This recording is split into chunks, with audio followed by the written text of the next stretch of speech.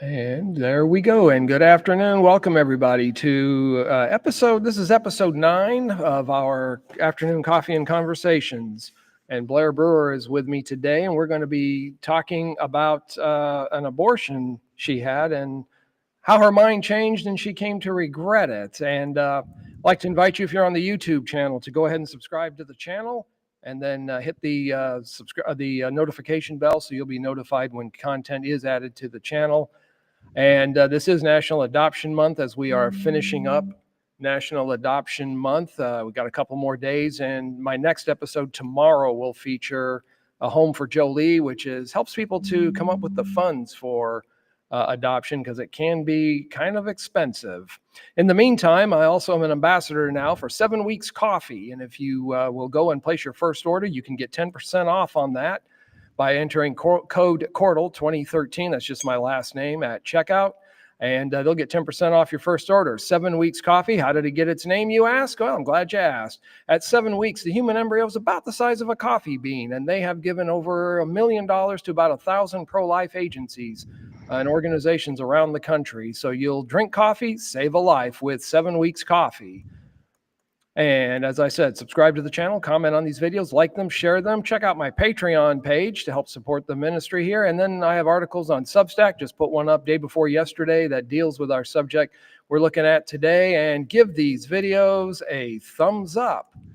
And my guest today, let me bring her up, is Blair Brewer. And she is joining us. Let me get, there we go. She's up there. And hello, Blair. How you doing? Hi, I'm good.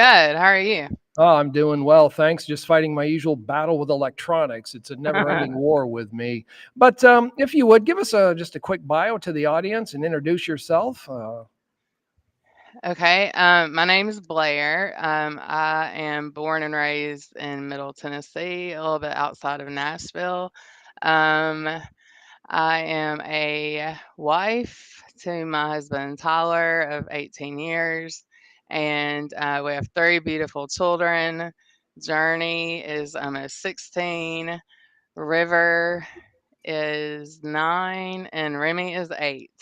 So, very blessed. I have, let's see, my undergrad degree is in social work, and my master's degree is in psychology with an emphasis in crisis management and response. And I am a mental health counselor at a pre K through 12 unit school here. Okay. And we are talking, I thought I'd give our audience just a quick rundown a little bit of some significant dates as to why we kind of are where we are with this whole issue of abortion. In 1968, of course, Richard Nixon's elected president, barely, and then he made a very significant appointment to the Supreme Court in 1970 when he appointed Harry Blackmun as an associate justice, who it was believed Blackmun would be conservative, at least on the right-hand side. He turned out to be one of the more liberal justices, and he's the one that authored the case, the opinion in the Roe versus Wade decision. And that's what we talked a little bit about today. Of course, Roe was overturned in 2022 by the Dobbs decision, which didn't outlaw abortion, but it kicked it back to the states, where each state now can make their own rules, their own laws about how it goes. Now, Blair, I'm going to turn it over to you just to kind of set it for the audience. And let's begin at the beginning, I guess. How did you come to the decision to have an abortion? Well, first off, I think I need to point out that I grew up in a very um, conservative, religious family. Um, and I have to set that up like that. um, it Uh-huh. was um, it was one of those situations where um, a lot of people knew who my family were, and I was always taught like to care about what everybody thinks about you, and we don't want certain people to know certain things, and so that was a lot of pressure, like you need to be like this and whatever. Um, so very religious, very conservative, very much like we need to worry about what people think. Mhm. Um, so honestly, I had not even really heard or knew much about abortion at all, at all. Um, I met my husband in high school. I attended a very small private school for the majority of my life, and I begged my mom to please let me um, go to public school because I knew I wasn't going to go to a private college, and I just felt very sheltered. And she would say it was the worst mistake she ever made with me, but um, I transferred to a small private school or a small public school and met my husband. We dated. He broke my heart. It was the worst thing ever. I tell him every now and then. And then somehow we found each other again in college, dated a second time. I was at a university here in Tennessee. He was at a university in Mississippi State, Mhm. and I broke up with him because I just couldn't do the long distance thing. Um, and then finally we got together a third time and we've been together ever since. So when I reference this whole abortion story, it's with Tyler. It's with my husband. So that's important to note. Um, it was November 2006. So we just came upon the 19th anniversary, I guess. Um, and it was the second time we were dating. And I went to go visit him at his school and took a pregnancy test. Didn't really have a reason to, but I had a lot of paranoia. Mhm. Like, let me just make sure I'm not because, and I can't remember a lot of stuff in my life, but I'll never forget that night. I know like what was being cooked for dinner with his roommates. I know all of that. And when I noticed that that pregnancy test was positive, my life ended. And Tyler just looked at me, just kind of like with a little smile, hugged me, comforting. Couldn't have been any better. Um, but I immediately, like when I say immediately, like instantly went into irrational, selfish mode. All right. Like this can't happen because my family cannot find out. My family can't find out. So Right. we have to find like something has to happen. My family, I cannot tell my mom, I can't tell my grandmother. Like this has to go away. So, being in the social work field at a university, I had a lot of liberal friends. Some I was really close to. And I remember I contacted, that was a Saturday night, I found out. Sunday on my way home, I contacted one of my good friends and I said, look, I need an appointment at the closest Planned Parenthood. I didn't know where that was. ASAP. So she got me the number. I called, and that was on a Sunday, and I was at Planned Parenthood in Nashville that Wednesday. And I did not even give Tyler the say so. Like, I didn't even ask him. Like, it was just, I need a quick fix. I need it now. And as soon as this is over, I won't ever have to think about it again. Nobody will know, and I won't have to think about it again. That's it. Like, I've never experienced anything like that before as far as being so irrational and so And selfish. did the people at Planned Parenthood basically reinforce that this will be over, you won't think about it? So, so, um, so I remember some of the things I can remember, and some of the things I have no clue, which is very interesting to me. What you can block out in a crisis and what you remember. So that Wednesday, first off, we had to borrow $500 from two friends of ours.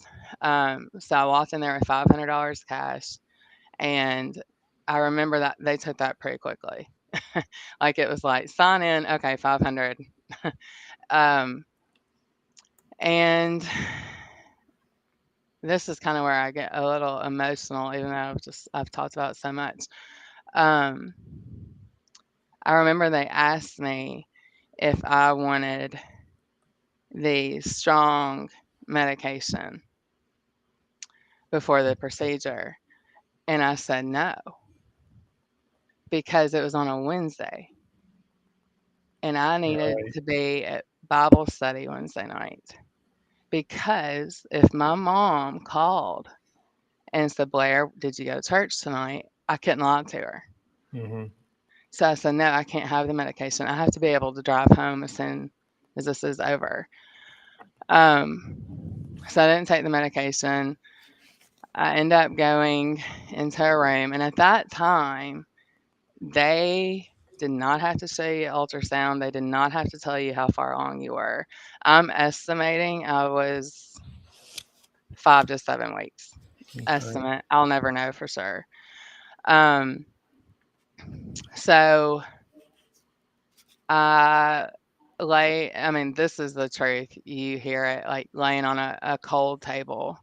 Um, that's 100% the truth. And I remember there was a nurse that stood beside me and she told me I could hold her hand and they had a radio playing. And then I hear this really loud noise and it was the vacuum that they were about to suction my baby out with. And I have been through so many things physically. Um, I will tell you that was the most physical pain I've ever experienced in my entire life, and I wouldn't wish it upon anybody else. Um, and I did. I squeezed her hand so hard, and it wasn't. I don't know how long I was in there. I wasn't in there long, and then it was done. And I left, and I showed up at church that night, and I sat on the very back pew, and I just kept thinking, Blair, what have you done? What have you done? What have you done? And it was I was about to graduate college like in the next month in December. And I was in a studio apartment at that time. And I went home after church. And this is a little detailed. So for anybody listening, like just a little warning, this is as graphic as it gets, but it might not be for everybody. But I went home from church to my studio apartment and I was still passing like clots. And they didn't tell me, this was gonna happen. They didn't prepare me for anything. Um, and I remember I reached in the toilet and I grabbed the biggest clot I saw and I held it in my hand, sitting on my bathroom floor, just sobbing because I knew that was like the closest thing to my baby that I had just murdered. And I don't know how long I was sitting in that bathroom floor, but it was a long time. And I know they wanted me to go back for like a follow up. I honestly don't remember if I did, but I feel pretty confident that I did not because I couldn't have stepped back foot in that facility. There's no way. Um, I feel like I had in my head, like, okay, if I have some problems, then I'll go back, but I can't go back there. Um, so there was that. Um, that was in November. Okay, Tyler and I get engaged March, the following March, 2007. We don't set a date because we, he was still in school. Well, there's no Mm-hmm. rush. Pregnant again in June. The only thing different this time is we're engaged. So I was like, oh my goodness, you gotta be kidding me. Um, I made another appointment at Planned Parenthood, and my parents were out of town. my stepdad and my mom were out of town on vacation. I knew I could not go back there, and I knew if I could call them and just blurt it out, I wouldn't have to. I knew that. And so after hours of literally just pacing back and forth, what are you gonna do? I call them and I'm like, look, I'm pregnant. I have an appointment tomorrow to get an abortion. And my stepdad, who has never once called me stepdaughter, he's always referred to me as his daughter. He said, don't you dare go. He said, if we have to take care of the baby, we will. And so hearing that made me feel even worse about a couple months prior. So who I was like most scared to tell, primarily my mom and my grandmom, but still were willing to like help me with this, you know. So it made me even feel worse. So long story short, we have to set a date for the wedding now. So we set a date and I miscarry the week before the wedding. Now there's some studies out there that show a pretty good chance that if you have an abortion, miscarriages can be related to an abortion. I don't know. I'll never know. Do I think that my abortion that soon before that second pregnancy had something to do with my miscarriage? Absolutely. Absolutely, I do. But I don't know. So miscarried the week before my wedding and was at the hospital the day before my wedding having a DNC. Um, yeah, the day before my wedding. So, um, it's tragic. It's tragic. It was one of the most difficult times of my life. So then fast forward. So I had an abortion. This is very interesting, Steve. This is very interesting. Every time I go to the doctor, like even nowadays, and depending on what the doctor is, they'll ask like, "How many pregnancies have you had?" I can't ever remember. That number blocks. It's just gone. Really? Yeah, yeah. So I have to like Hmm. sit there and think, right? You would think I would be able to remember 6 or 5 or whatever the number is. I Right. can't tell you right now, but I can tell you this is how my story has gone. Abortion, miscarriage, first child, miscarriage, second child who was a twin, and I lost a twin in that pregnancy, but he survived, and then third child. So that would be, I guess, Is 5 or that 6 six pregnancies. or 6. seven? Yeah. Um, so, um, back what you were talking about when Roe versus Wade was overturned, um, I was staying at home with my 2 littles because they're Irish twins and 13 months apart, and I would keep the news playing, like the national news playing, and it was Mother's Day about 3 or 4 years ago, and I had like a mental breakdown. And I didn't know what was going on, but it was all related to the abortion and like, oh my goodness. And so I went straight to my preacher and his wife after services that morning. And I just was like, throw it all at them. Well, we were having local um, elections around that time. And uh, they encouraged me to contact one of our friends that was running for a position who used to be like a representative, um, and see if I could help her in any way, with this Hmm. topic. And they're like, Blair, see if you can like turn this into a positive thing. And I was like, so I reached out to her and she said, I would love for you to come talk to a group of young women. And I said, okay, I will, but I have to do something first.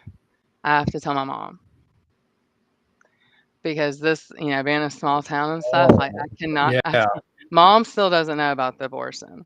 So She you knows that. the You told the second. church, you told the purse before you told your mom? Yeah. Oh yeah. Okay. Yeah. So I said, yes, I will do this speaking engagement for you, but I need to tell my mom because if she was to find out some other way, it would just be awful. So Mhm. I call my mom. I'm like, when I need to meet with you. Like I need to talk to you about something.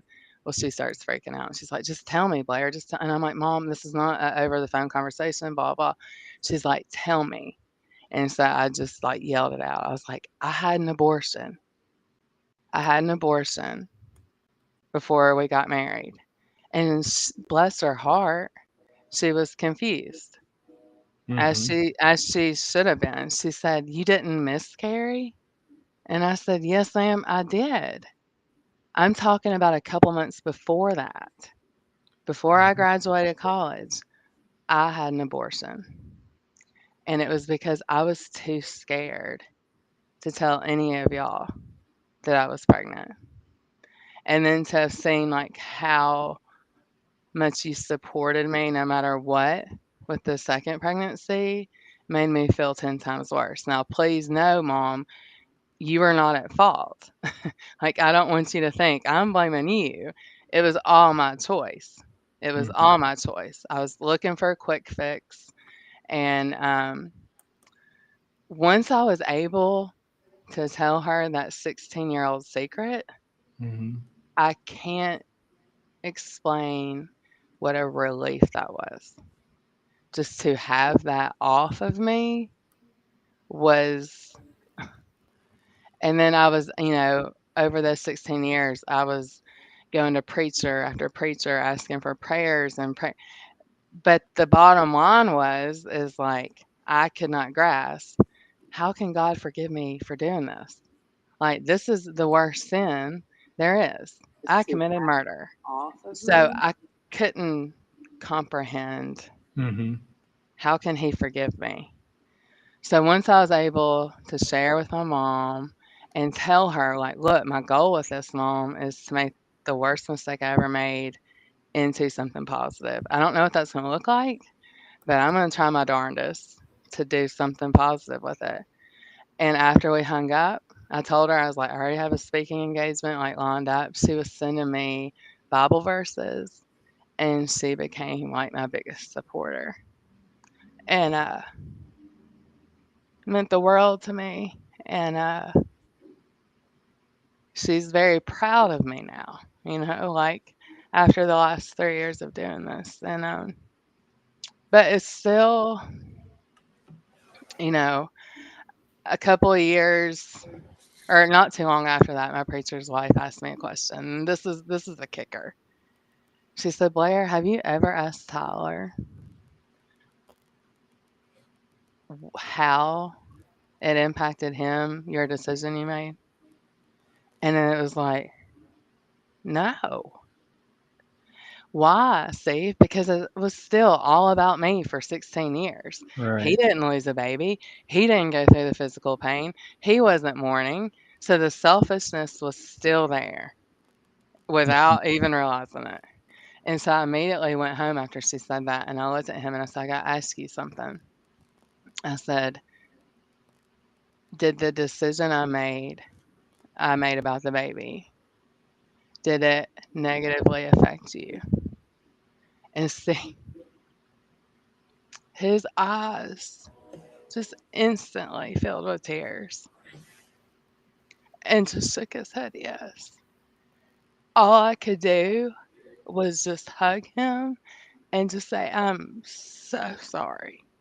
Like, please forgive me because I'm so sorry. Like, I didn't view us Mhm. as like this was our thing.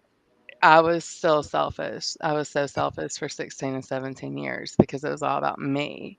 Like, you aren't dealing with this. You aren't thinking about this all the time. You know what I mean? Mhm. And internally, it really, really did impact him enormously.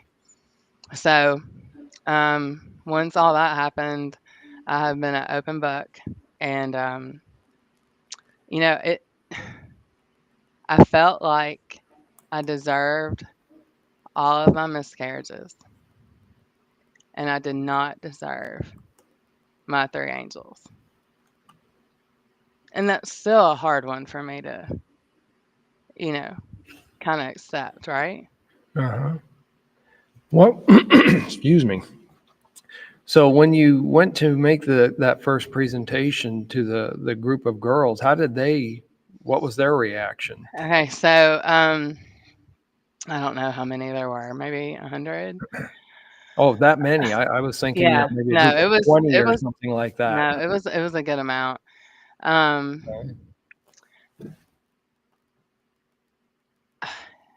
they did not blink, and at the end, a good amount of them lined up to hug me, and, the ladies there were like, "They don't do this." Like, this is not something they usually do with the speakers we have come in here. Um, and I had several that were crying, like, "Thank you for sharing your Mhm. story. I have a friend that is going through this," and I'm like, "Well, please feel free to share my story, okay?" Right. The main thing I can say to sum it up is like, what I thought was gonna be a quick fix is something I have dealt with for the rest of my life. Hmm. I was completely wrong with that. I you know, They say take time to think and process before you make a big decision, right? I Right. acted out of being scared to death to tell my family. And I don't know. That was 16 years before Roe versus Wade was reversed. And then then I looked at it like, okay, God, like when I was laying on that cold table, maybe you knew that 16 years from now, I'm going to use you at this vital time in our country's history to go share what you need to share, Blair. I don't Hmm. know. Well, I think God, it's a cliche, but God does work in strange or unusual or mysterious, whatever word you want to Yeah, use. And, he uses flawed people. I heard an yeah, atheist laughing at that notion of God using flawed people. But if you look in the Old Testament, David was the apple of God's eye. He was a man after God's own heart, but look at how yeah, bad he screwed up. right, And I don't know about you, but that gives me hope that there's hope for me because he still used David, he used Moses, he used all these people, so he can use us with right, our flaws right, to absolutely. do things like this. And I think if you've been through something like this, you are one who can be there for ones who are facing that same decision, and you know what questions to ask, how to approach it. Whereas, well, being a guy, I'm going to have a tough time with that to start with, but Yeah. I haven't gone through anything like what you're describing, so it would be tough for me. Now, what kind of a response did you get from like the adults? I mean, those were teen girls. What about adults? I would say, as far as like in person responses, I have had nothing but positive. Um, Tearful, obviously. Hmm. The only hate I have received has been online, strangers, people I didn't know. Yeah, they're real Which, brave when they. yeah, Yeah. which, I stopped certain platforms and areas because Hmm. of, it was just like, um, after a couple of those, I was like, all right, this is not where I need to be sharing information. But in reality, they were not saying anything to me that I had not already told myself. Hmm. Even though they were hurting my feelings, I'd already said that to myself. Like they couldn't say anything worse to me than I'd already said over 16 years of time. Hmm. Um, but overwhelmingly appreciative for me sharing my story. Surprised at how many women have had abortions, whether it be at my church or people I've known for a long time, and I had no idea. And it's like once I was vulnerable enough to open up and share, then they could come to me and Hmm. be like, I had one.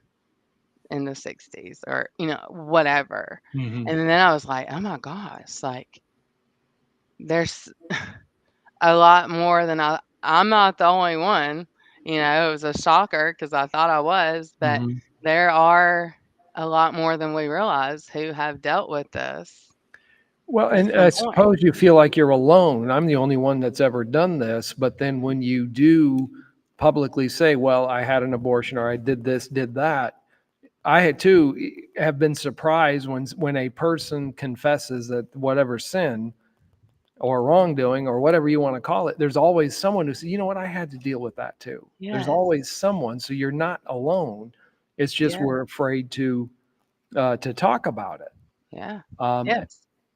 and I have a theory. It's because if I have to face, if you are specific about what you've done, now I've got to face myself and say, Mhm. well, she, confessed to that, and I've done X, Y, or Z, uh, and now I've got to deal with my son. I think we don't want to do that. We want to go to church and think everything is hunky dory and everything's fine, and head to Cracker Barrel afterwards, Right.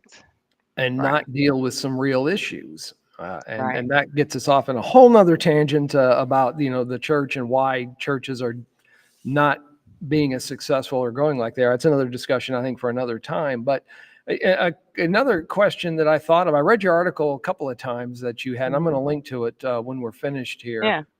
A couple of other things that came to my mind is, have you had anybody who's on the other side of this issue, like say someone at Planned Parenthood, take issue with anything that you've said about you're regretting it and wish you had done, had kept the baby, or has No. any of them even entered into the picture since then? No. Not yet, but, um, when I shared it, um, especially, like, with my family and stuff, I have a brother who's 18 years younger than me, and, so he was still in college when I came out with this, and, I told him, I said, "Listen, you share my story whenever you feel like you need to. Please, you have my permission. You can share any Mhm. of it." And he was doing an internship at a bank that summer. And he told me, he said, "Blair," he's like, "one of my coworkers was a young girl and in college, and she was, looking through all this pro-choice stuff and all this like on our break." And he said, "I went to her and he's like, I want to share something with you." And he said, "I told her your story and she looked at me and she said, 'I've never thought of the other side of it.'" Like the other Mhm. side Mhm. of after making the decision, the regret, right? And I said, "Way to go, Chase." Like, I was so proud of him. Now, whatever happened with the girl and if she ever I don't know, but I Right. could not have been prouder of him for saying that and, like, at least getting her to, like, think, "Okay, what about afterwards?" What are the statistics afterwards to those who have gone through this, you know? Mhm. I'm sure there's those. We know there's those that don't have any regrets. We know that there's those women who use it as a form of active birth control, and Mhm. it's just a thing, and I'll go do this. Um, but the throwing it back to the States, I feel like has been a positive thing. But like a year or two ago, I was like, I'm just gonna do a little research. So I got on the computer and I was like, all right, how soon could I get an abortion if I needed one right now? And so I looked, and it was somewhere in Georgia was the closest one, and they could have had me in within 48 hours. Okay. I have And heard that that was they go quick. yeah, I was like, "Okay, wow." I just wanted to know that. Um, but, now we face the problem the last couple of years has been the pill, Mhm. and sipping the pill and how dangerous just in general that is, like, to the mom, and you get this in the mail, and you don't really know what to expect. You really don't know. So you have, females that are, like, literally passing away on their bathroom floors Mhm. because they're trying to take this pill and just have an abortion is so unsafe, but yet it's happening, you know? Blows Mhm. my mind. It absolutely blows my mind. Yeah, and when I have thought about this over the years, I had I in my naivete when I was younger, I was having a discussion with someone who, it was one of those discussions you have. Look, I want to ask you something, but this conversation never took place. Okay, it's off the record. Don't Right. tell anybody. Mhm. And it was a friend of mine who was had been in ministry a long time, and he had that what I would call the sort of go-to answer a lot of people have that I personally am opposed to it, but I think it's the woman's choice.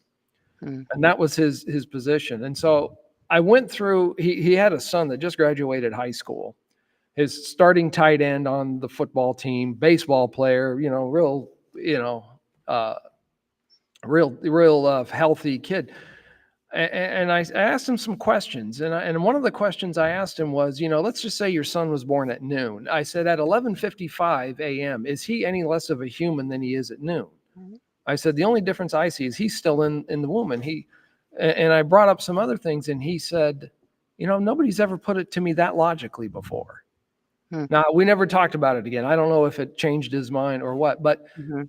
what I'm wondering, just in what you just said about your brother, and the women who are getting the pill, do you find that this is more of an emotional decision a lot of times and not really thinking it through in a logical, fact-based way, Mhm. or Mhm. With the exception of, like, what I said about there's the group that right? uses it as active birth control, right?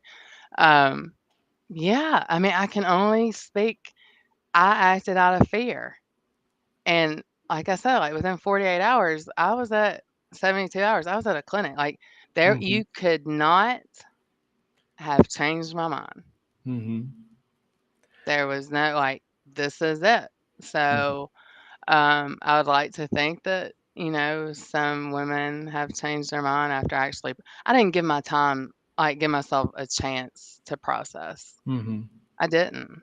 And mhm, then poor Ty, like, I didn't give him a say so. Like, he didn't and that's the thing, like, um, he has always been more laid back and carefree and easygoing, so you get, like, a controlling mhm, attitude such as me, it's easy for me to just, like and I've always been like that, but I've tried to do better, but that was a huge life lesson right there. Just, like, take time and mhm, process before you make any big decision, you know?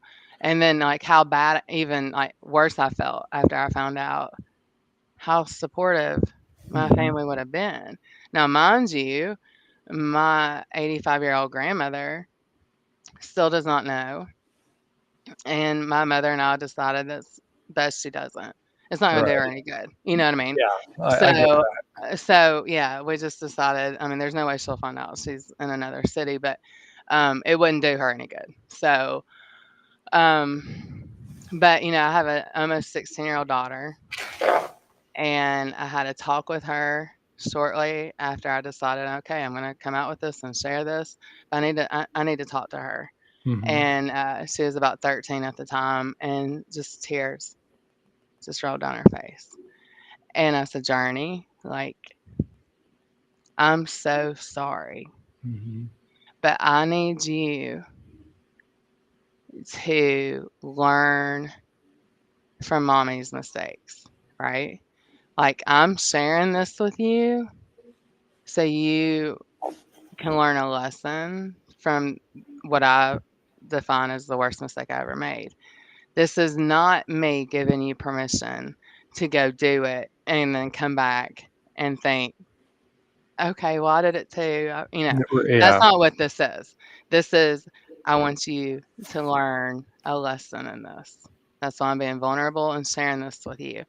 And luckily, I had the conversation with her in, like, perfect timing because when all that was going on, even she was in middle school, the kids, like what middle schoolers were talking about then and probably Mhm, still now, like whatever.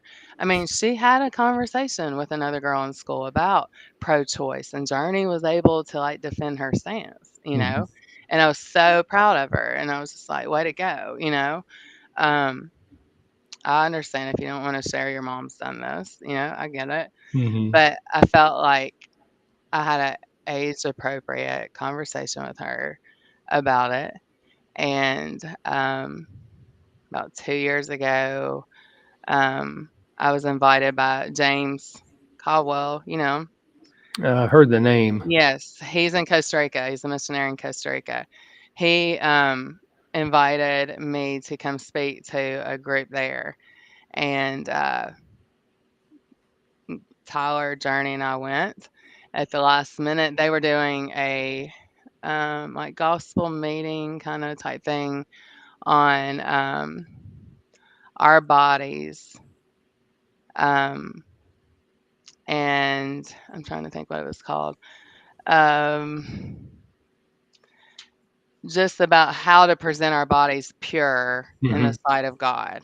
And so there are different, you know, Yeah. modesty, like there are different aspects of it. And Right. he wanted me to come speak about like the lingering effects of abortion, um, and a couple things related to that. Well, so I went and I spoke to the women, and one of the men that was supposed to talk about abortion backed out last minute. And he asked if Tyler would feel comfortable doing it. And Tyler jumped right in. And Hmm. I helped, you know, write like the information. And I was so proud of Tyler. I didn't get to hear him or see him because he had the men down at another Right. place.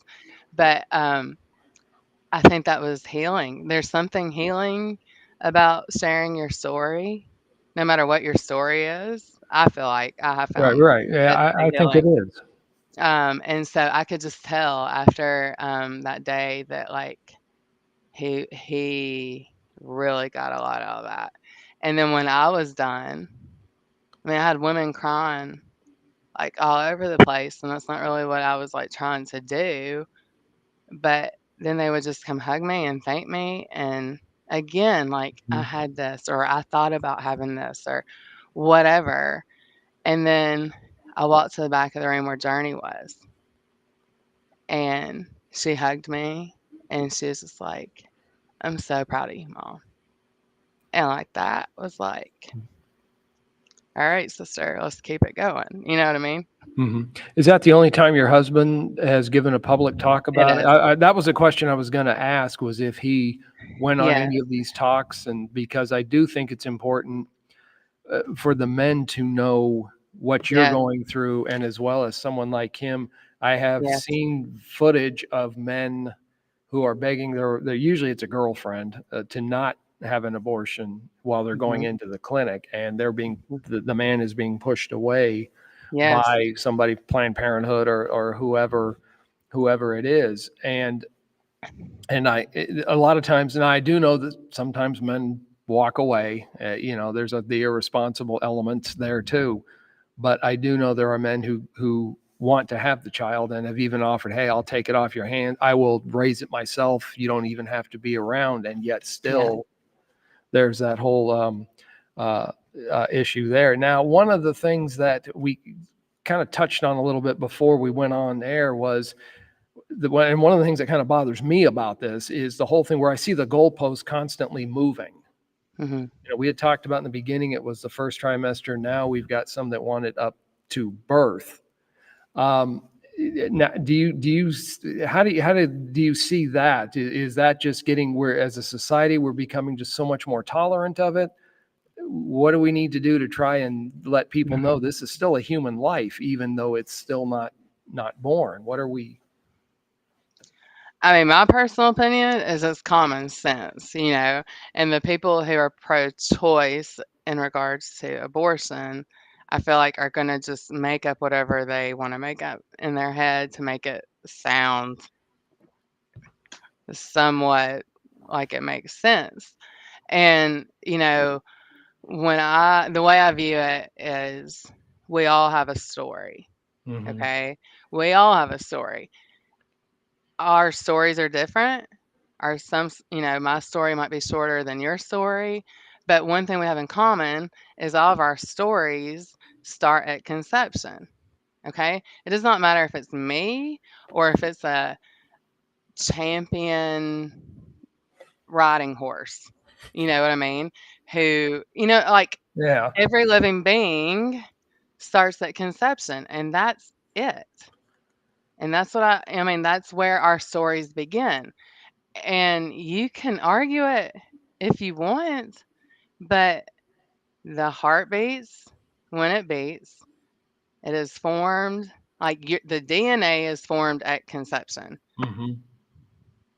I mean, I've been watching a lot of Charlie Kirk stuff lately, and I was even pro him before he passed, and he did such a good job at going around to these colleges and just like stating the facts respectfully. And I mean, there's going to be people that are just not going to accept it, you know, like He this was is very it. calm, I thought, and very So respectful. calm. He drew a Yeah. line and said, okay, here's what I believe. Here's why I believe it. I never remember him calling anybody names or Right. getting in anybody's, Absolutely. getting the veins bulging in the neck and that sort of Hmm. thing. I always Hmm. thought he was very respectful in Absolutely. explaining his position, Absolutely. which is, gets back to the emotion versus facts. I figure if you've got the facts on your side, you don't need to get that way. And Right. and he had facts. He came with the receipts, as this seems to be the popular Hmm. the popular Hmm. term right now. And whether you choose to believe it or not, that's on you. Yeah, You that's know up what I to you. mean? That's up to you. I'll provide you with the information, and then what you do with it after that is up to you. And Right. when it comes to this sort of thing, I've just, and this is one of the things back when I was in college and I was still trying to figure out my worldview. Hmm. Uh, in trying to decide about various issues. The one thing that finally struck me is when I went to somebody who was pro-life and I said, "Okay, tell me why you're pro-life." They gave me facts.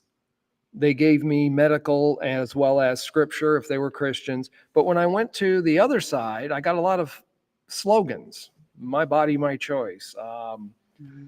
Your religion off my body, which brings me so theirs was more emotional. Let me finish up that point. I saw a lot more emotion there. Now, Yeah.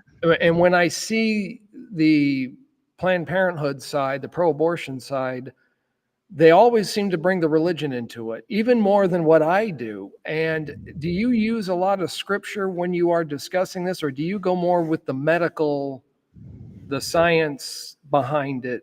Um, I would say more scriptural. I would, just because, like, I want, I want to, like, for example, Psalms 139:13. For you formed my inward parts, you knitted me together in my mother's womb, like Mhm. stuff like that. Like Jeremiah 1:5, before I formed you in the womb, I knew Right. you, that kind of stuff. Mhm. So I've just, because I have intentionally wanted it to be a spiritual focus on forgiveness and repentance and how to accept that, because Okay. that was the biggest part of my journey, was the forgiveness. Like, how can God forgive me when I've done this? Okay, He has, Blair. Now you forgive yourself and you move on and do something with this, Okay. So I have gone more the spiritual route with scripture as opposed to the medical route Mhm. personally. I tend to do it just the opposite. And the reason being is because most of the people, and there's some exceptions, most of the people that I talk to who are on the pro abortion side, they tend to not respect Bible authority to start with. Sure. Right. So my thought is, why go there if they're not going to listen to it? Right. And so I Right. start with the science. And speaking, you mentioned something, with the protecting the unborn. I think there is a federal law in the books that's called it's popularly known as the Bald Eagle and Golden Eagle Protection Act, Mhm. which makes it a crime. It's a felony. I think it's up to $10,000 and 5 years in prison if you disturb intentionally the nest of a bald. And it doesn't apply to just eagles. There's other animals named in the act, but they were the ones that it was primarily for. And I have brought this up to people. Look, we protect unborn animals. Why do we not do that with Right. humans? And I remember that the response that I typically get is, well, that's irrelevant. Why are you bringing that up? And I thought, well, hold on a minute. In a Right. sense, are we not saying that unborn eagle is an eagle? when it's in the egg. But Mhm. yet with a human, we're saying, no, that's Mhm. not a human because it Mhm. hasn't taken its first breath Yeah, or whatever criteria we've decided to set. right. It's And something, isn't it? It's just y- yeah. And so are we going to put human life, here's the eagle. Are we saying human lives are down here? Which also brings me to a question, and I don't know if you want to go down this road or not, but when you hear the argument that you're not a human until you take your first breath, what comes to your mind with that? I mean just like the same thing that I just mentioned about, conception. Like, Mhm. I know that's like all Bible, primarily, but it's even scientific proof that when the egg and the sperm join, like that's when your DNA is created. And Bam, that's the way I see right? it. You Right. know what I mean? Right. But the heartbeat hasn't started. Well, I don't, Eh, I don't know. I Well, haven't and thought then about a question I ask is, okay, if well, for I'll concede the point. Well, let's just say it starts at the first breath. What do you do with a newborn who can't breathe? They're born with respiratory problems. They need a respirator of some kind. To me, you're essentially going to say that to follow your logic, you would have to say in that case he's not human yet because he can't take his first breath. right, right. Um, yeah, and I look at it in the womb. You're 5 minutes, like I said, you're born at noon. It's 11:55. You're all systems go. You're ready to be born. I don't see the difference between that and the child that is already out of the womb. And Absolutely. so this is where I'm seeing it getting more of an emotional, selfish. This is what I'm going to do, Mhm, and you can't stop me. mhm. I'll never forget, right at the beginning of all this, when it was still really fresh. All right, you're coming out with this, Blair. This is your path. This is what you're doing. I was listening to several uh, past abortionists who have since converted to be pro-life, and one of them shared an animated version of how um, an abortion she would do would look like. Mm-hmm. And I'll never forget how I felt when I saw that. I instantly just began ugly crying. My husband was in the living room, and I was like, I'm about to throw up. Mm-hmm. And it was animated, whatever. It still showed the exact process. And I was like, I'm going to be sick. Like, I'm literally about to be sick. And, I've seen um, a lot of pro-life agencies that have gone around and said, like, hey, what's your stance on abortion? And they're like, I'm pro-choice. Have you ever seen an abortion? Will you look at this for a second? They watch a short 5-minute video and they've changed their mind, Mm-hmm. and it's like the baby can feel the pain. The That's baby can something we've feel the known a long pain. time. Yes. You see them moving. You hear their heartbeats. Mm-hmm. So I don't, the whole clump of cells argument is so old and ticks me off so bad because then why don't you call it a clump of cells shower? Yeah, that's a good question because I've never heard a pregnant woman say, "Oh, my clump of cells kicked me," or "My fetus kicked me." It's the baby kicked me. And if they know the baby's gender, it's they'll usually have a name picked out. So Michael kicked me, or Gail, or Sarah, or whatever name they've given. Yeah. And I think like the number one thing I get is what about incest or rape or the mother's life is in jeopardy. Well, the studies show that that is like less than less than 1%. Like it is, and I heard um, a couple people say, look, if the mother's life is at jeopardy, then we can do a C-section and get the baby out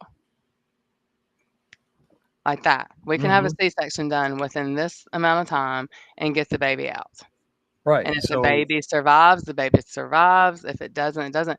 And we don't have to go in and abort it. Hmm.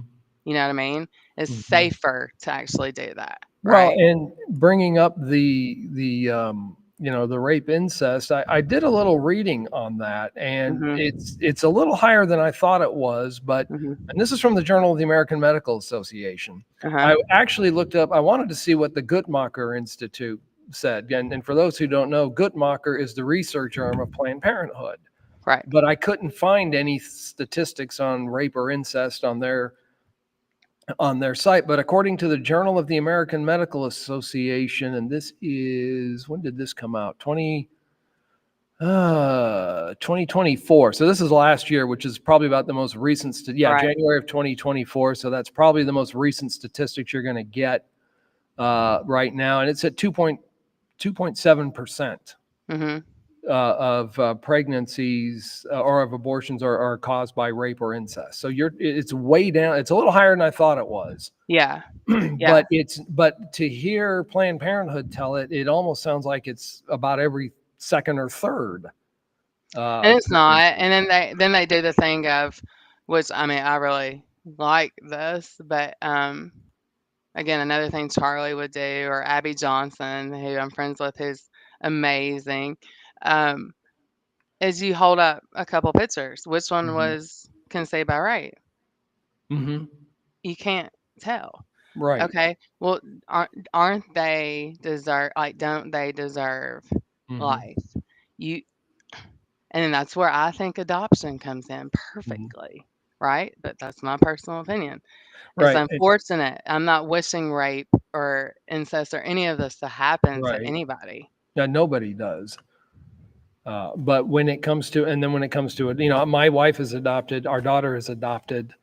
And then you also, when you get into the adoption community, excuse me, if you want to call it that, you find more and more people who are adopted that you had no idea were. And Absolutely. then you find some situations where you've got we call it's now known as safe haven, where a baby was given up, no questions Yes. asked. You walk in, I don't The want this safe child. haven You walk out. boxes. Yes. The safe haven boxes, and I Yes. talked to a couple of weeks ago. I had an interview with the founder of Safe Haven Baby Boxes, Love it. I love it. Yes. and then you get to wondering, so there are some people in that situation. They, were left in a safe haven box or left at a hospital.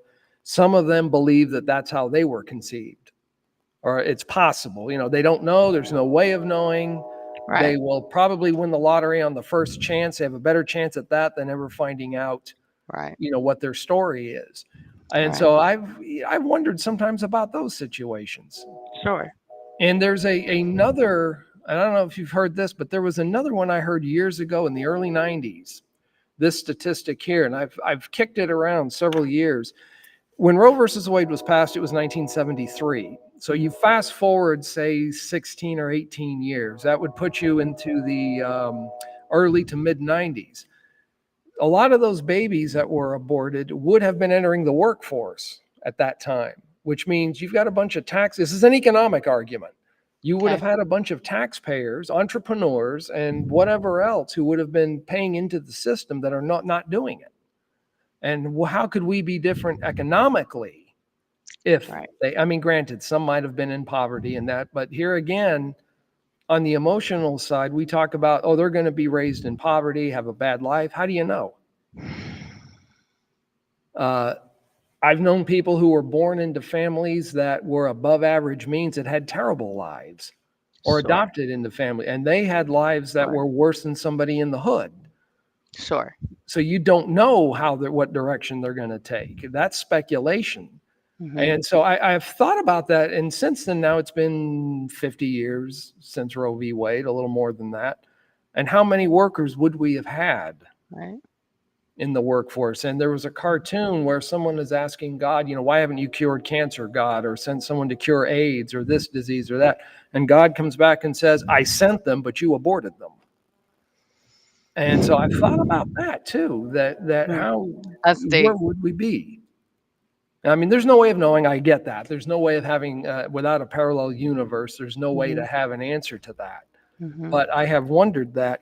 And I wanted to, something else that you had mentioned when you went in, they didn't give you a sonogram or anything like that. Mhm. But I'm I have, glad you I'm glad you mentioned that because when I said that, my preacher advised me to go speak to one of my political friends. Yeah. Um, she later she was one of the main ones to help reverse that to where it is mandated that they have to show the sonogram to the woman before the abortion. Hmm. And, when I talk, I'm like, I can't say that if I was to have seen my baby on a screen, if that would have changed my mind. I don't know because I know where I was, like, Right. you know, but I would like to think that it would have changed the way I felt if Hmm. I saw a picture of it. But she got that. She was one of the ones that helped get that changed. Thank goodness, because I Hmm. know that has saved a lot of babies. A lot of babies. And I have heard of pushback from Planned Parenthood and groups. And do you think that's why there's the pushback? Because if you show this this young woman, hey, here's a picture of your baby, They that know. she's going to They take know. it and say, Mhm. yeah, yeah, They know that. They know yeah. that. Yes. Mhm. And also, some states have required a 24-hour waiting period. Once you get the sonogram, and if I have it right in my mind, that then you've got to wait 24 hours. My I mother think always it's a told me great idea. sleep on it at least one night before you make a big decision. And Absolutely. to And I me, think that that's a makes great sense idea. here. This is a big decision. This is not Mhm. just, hey, where do you want to go for lunch today? McDonald's or Burger King? Well, Right. this is Right. potentially life changing. And I don't have current numbers on this, but I do remember and again, this goes back at one time, there was in the early 90s, I think, there was something like 10 to 12,000 women a year who we know were rendered sterile Mm. because an abortion went wrong somewhere. Mhm. And then, what you've described emotionally, plus what you went through physically, Mhm. this is a big decision. And to Yeah. me, here again, I feel like if I'm confident in my beliefs, let's just say I'm the abortion provider, if I'm confident that this is a good decision and it's the right one for you, I shouldn't have a problem with giving you a night to sleep on it and pray Right. about it. Go talk to your spiritual leader, your parent, or whatever you need to do to make the decision. But Mhm. if I've got to get you in there now and get on with it, And then get your money. yeah. And Mhm. this to me is maybe not the best comparison, but just think of the salesman who's got to get you to sign the contract right now. That's why they're a multi-billion-dollar industry. Yeah, yeah. You're just being pushed. Come on, do it now. You can't Mhm. wait. Mhm. Whereas I think, okay, if this is a good decision, it is a healthy decision, and everything is right about it. Go home and sleep on it, and come back tomorrow, and we'll continue. We'll proceed.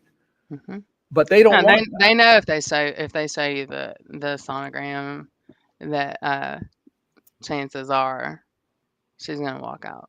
I would say so because I've seen women. Women have shown me their sonograms, and you can see that's a baby. Now, the first one I ever saw was in the 80s. It was real grainy, but you could still see the outline. Mhm. And I remember the mother told me that while they were watching it on the screen, she said you could clearly see they knew by then it was a boy. You could Mm. clearly see him take his hand and just do like that Ugh, and stick his thumb in his mouth and start sucking on it. And I thought, well, that's kind of cool. When I was a kid, that was way before all that, and so there was none of that was possible then. But I thought that sounds kind of cool to be able to see those little things and be mhm. able, to tell you, I saw you when you were, the first time you sucked your thumb and that sort of Yeah, thing. yeah.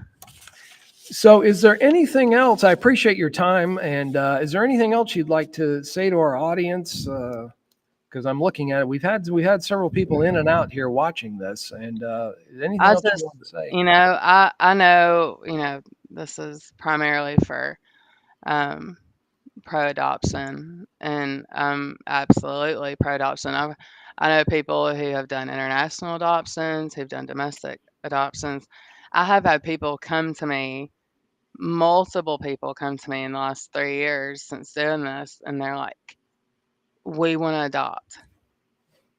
Like, if you ever talk to somebody who's thinking, like, "We wanna adopt," and then it's like, people have come up to me like, "How Blair, can you work on, like, maybe focusing on how we can get it to be more affordable?"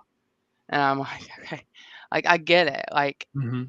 the complaints I hear is how expensive it is, whether it's domestic or internationally or whatever. And I I can can't, give you my testimony on that. right? Yeah. And I know, I mean, and I might be wrong. Tell me if I'm wrong. I don't have the exact numbers on this, but like last I heard, I mean, we're having 1 million abortions a year, easy. Mhm. I feel like we have the amount of babies, and I feel like we have the amount of couples who are wanting babies, and that's one thing I struggled with a lot, was when people would come up to me crying because they can't, Mhm. and then I am fertile myrtle and decided that was hard. That was a Mhm. hard, pill to swallow for sure, but there has to be something that we can do, because there are some great couples out there and There families are. out there who totally deserve to have kids and would be great parents. And it breaks my heart because I'm like, if I could do something, like somebody just tell me what to do, and like I will do whatever I can. But it seems like Mhm. we should be able, the financial aspect, to make it easier, you Cost know? wise, it's going to depend. First of all, if you do domestic versus international, international is Right, always going to be higher. Different right, countries have different rules. When we were right. starting this process, some countries you had to make up to 4 visits of anywhere from a couple of days to Mhm. weeks or months. That you could get into six figures. And that was, by the way, ours was pre COVID. Okay. Now, since COVID, it's all higher. Gone Now, up. I've known people who've gone through state adoption pools, and usually they've adopted older children. Those can be done a lot. Well, the one I'm thinking of in particular, they adopted two boys at different times. I don't think they paid more than $1,000. Oh, really? Yeah. Okay. Now that's a state adoption pool. Now, if you go through private agencies, then the sky's the limit. Now, ours So was all. what does the state adoption pool mean? Like, what Well, is that? what that means is these children have been taken from their home. Like I just did an interview with a cousin who was removed from the home because of abuse. Mhm. Her birth parents were given a year to get their act together, and they didn't do it. So then they Mm, went into the state adoption pool, which meant anybody could have in the state could have adopted them. right. Parental rights were legally terminated. Sometimes a parent might do it voluntarily that way, but usually it's because the child has been removed. The parents have been given ample opportunity to take parenting classes, anger management, whatever they need to do. They haven't complied. So, okay, we are going to court. Your parental rights are terminated, Right. and these children are up for adoption. And my cousin was 4 when my aunt and uncle adopted them, and her sister was a little bit older than that, but they had memories of the home they came out of. I'm sure. Now, private adoptions, and this is where ours was on the low end of average at the time, because, and I think a lot of that had to do with our agency had their offices in a church facility. Their overhead was fairly low. We Gotcha. had talked to one agency out in Colorado when we were living there, and I understand you got to pay the bills. Even a Sure. nonprofit, you've got to pay Mhm. people, you have to pay rent, you got to heat the place and do all Mhm. that. But you don't have to have an office that's in the most prestigious or the newest, Right. latest, and greatest office park. And I Right. thought their overhead was a little high, even taking into account the then even skyrocketing real estate prices and Mm, values in Colorado. mm, So might want to look at that. I would get their finances and see how they use their money. If most of their money goes into fundraising and paying overhead, I think I would go elsewhere. right. But right now, after COVID, I would say if you're going to go private agency, you're going to be looking, I would say, in the $25,000 to $30,000 range. And I Still know too someone much. who's using a lawyer right now, and they are, I think, closer to 40. And there's some other circumstances that worked into theirs.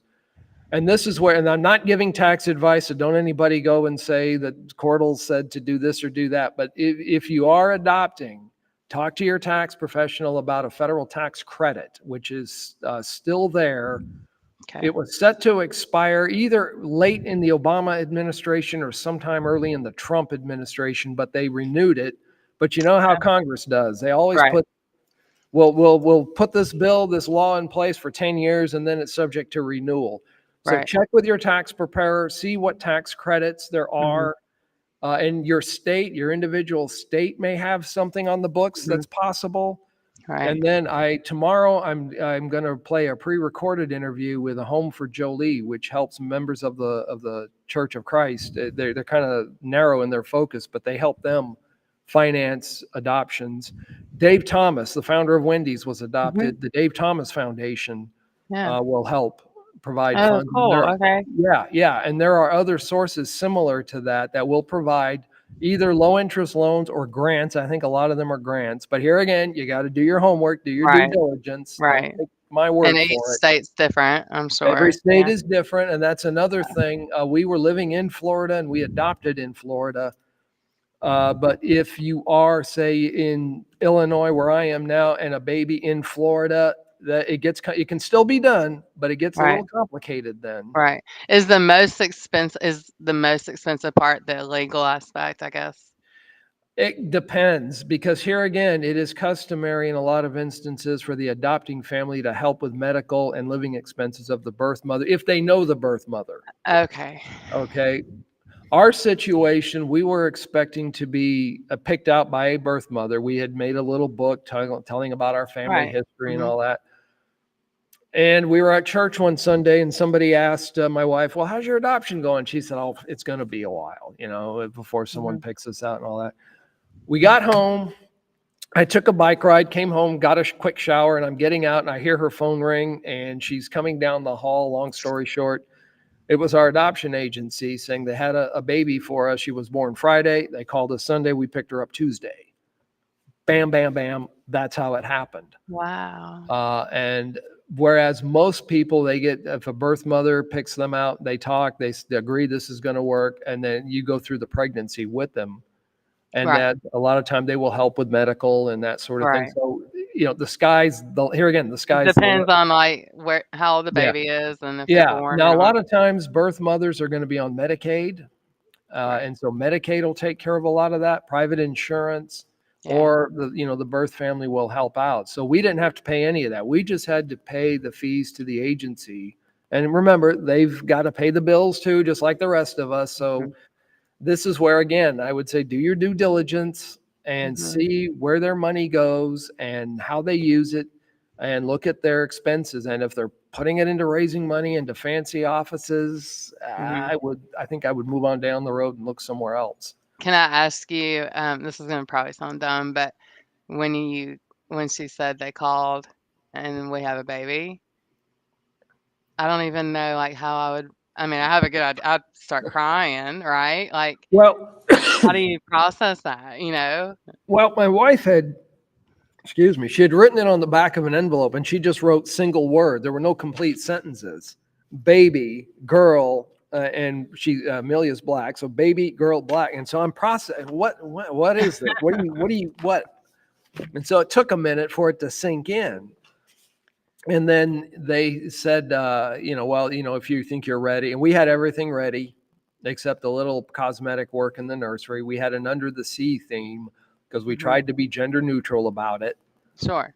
And so when they said all that, we said, okay, let's.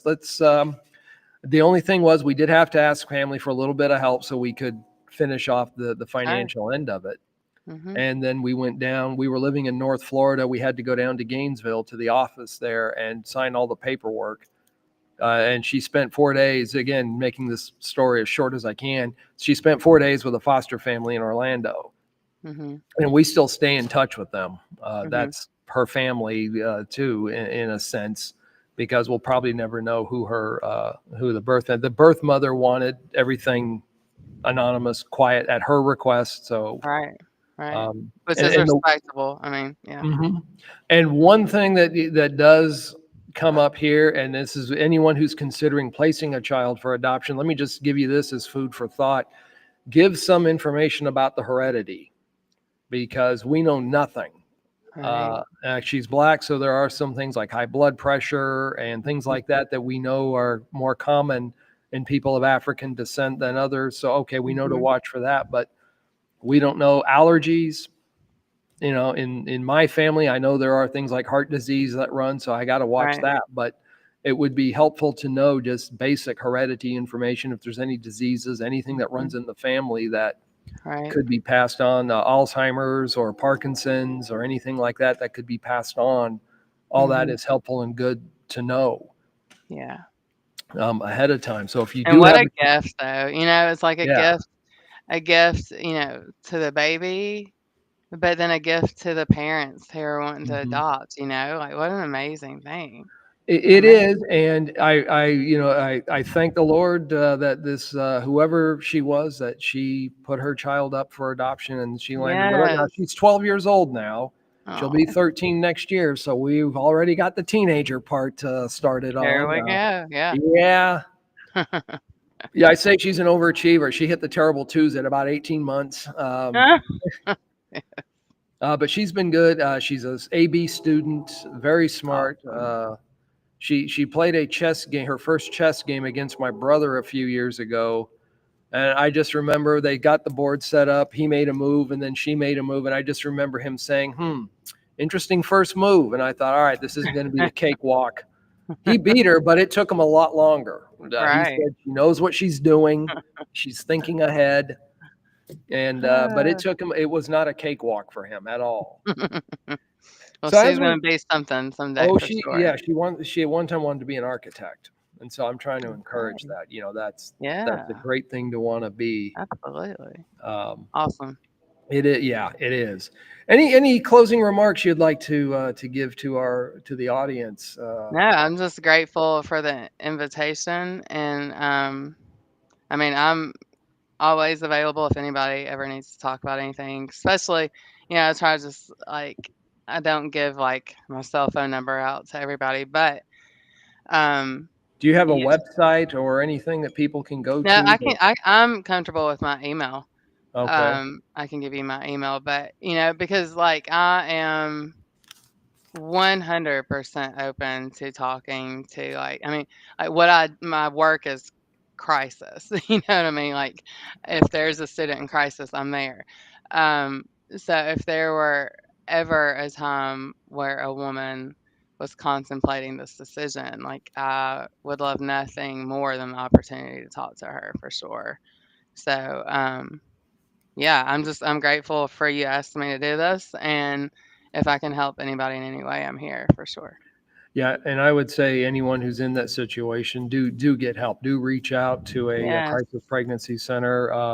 That was yes. another thing. Maybe sometime we should talk about was if you're familiar with Elizabeth Warren, the senator from Massachusetts, and the absolute eruption she had when Dobbs was overturned. And I was Yeah. again in preparation, not just to talk to you, but to some of the other people I've talked to this month.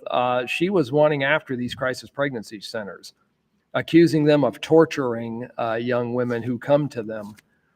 And I thought, wait a minute, Mm, in fact, if you look on Substack, anybody who's watching, I have an article about this on Substack, and I refer to Senator Warren uh, talking somebody out of having an abortion. Where's the torture? Are they putting them on the rack and stretching them, or thumb screw, or what's going on here that it would be that? So I think we've got a little bit of a hyperbole going here. I think where I lost my cool, where I was just like, "Oh my gosh, like, we as a country can't get any worse," was, during this past Democratic convention, Mm-hmm. and then somebody called me and was like, "Blair, they have a bus outside, and they're doing abortions outside." I I was heard like, about that. "Shut your face." Like, it just like, you couldn't have told me anything else that could have shocked me anymore. And I was like, "No, that's not." "Yeah. Are you what?" And I think there was maybe, like, 8 to 10 maybe that happened during that time, and it just blew my mind. Like, It what are we doing? What are we doing as a society? I This is remember unreal. that, and I thought that was Yeah. pretty bold. There's another Ah, word I'd like to use, but we're trying to be sort of I mean, family I friendly guess here. Yeah, bold. yeah, I think bold works. But I thought, yeah, have the gall to do that. And Yeah. when I see, I'm an air quote, progressive Christians advocating for it, I'm not, and this is one of the reasons why I'm careful about using scriptures, because they don't respect Bible authority. Right. And so to me, if that's what your church believes, then I would say get out of there. But Right. my editorial comment is you need to go somewhere where scripture is going to be respected, Absolutely. and where God's word is reigns, and that you have someone who's going to have a view towards life and help you go through it. Hmm. Absolutely. And, And and I think, like, and this is just my personal experience, like, we're our worst enemy most of the time with stuff. mm-hmm, Um, and I was shocked at the amount of love and acceptance and just care that I was given mm-hmm, from 90% of the people who found out about my situation, family or not. mm-hmm, And so that was huge for me. You're going to have the occasional, slam it in your face, insult or whatever. But again, the overwhelming majority was positive, loving, accepting, and then opened the way for them to be able to be like, "Can I share something with you now?" You right, know, absolutely. So just remember my final words is sometimes, like with me, thinking abortion was going to be a quick fix. It was not. It is not. It is not. If you go in there and you just do it, or you take a pill in your bathroom and you're just, I need this gone. I never want to think about it again. You're going to think about it for mm-hmm, the majority of the rest of your life. yeah. So it is not a quick fix, and please don't think of it as that. Yeah, and as I was saying earlier, if they don't want you to go and take a night to sleep on it and think about it, then you know Mhm. something's up. That Right, this is wrong. If they're going to really right. push you into it, and I Yeah, would advise, talk to somebody who can. Now, here again, if someone were to come to you, I may be a little bit surprised, but I'm not going to go hellfire and brimstone on you. I can tell you that. right. Yeah, Uh, yeah, absolutely, So, well, I thank absolutely. you for your time. I thank you for Yes. being here. And I'd like to just encourage anyone again, if you're in this situation, find someone who can give you good, solid medical and Christian counseling Mhm. about this. Thank you all for being here. And thank you, Blair, for joining Yes, us. thank you. And if that will do it for today, I hope everybody has a blessed and a great Thanksgiving. And remember to be good to yourself. And if it's at all possible, be good to somebody else. Thanks for watching, and we'll see you in the next video.